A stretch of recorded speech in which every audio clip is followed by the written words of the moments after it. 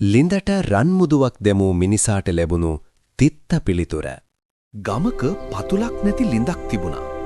ජනප්‍රවාදයේ තිබුණේ ඒ ලිඳට ඔබ වඩාත්ම ආදරය කරන වස්තුව දෙමුවහොත් ඉන්පසු ඔබ ඉල්ලන ඕනෑම දෙයක් ලිඳෙන් ලැබෙන බවයි. එක් ධනවත් මිනිසෙක් Tamanගේ රන්මුදුව ලිඳට දමා මට මීට වඩා 10 ගුණයක් රන් ලබා දෙන්න කියා ඉල්ලා සිටියා. නමුත් ඔහුට ලැබුණේ නැවතත් ඔහුගේම පරණ රන්මුදුව පමණයි.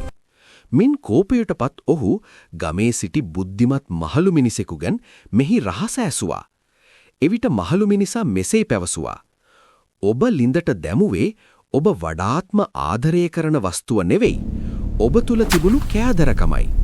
ලිඳ ඔබට දුන්නේ ඔබ තුල තිබුණු දේමයි.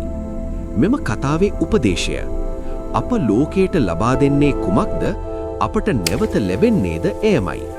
ඔබ තුල වෛරය ඇතනම් වෛරයත්, ආදරය ඇතනම් ආදරයත් ඔබට පෙරලා ලැබෙනු ඇත.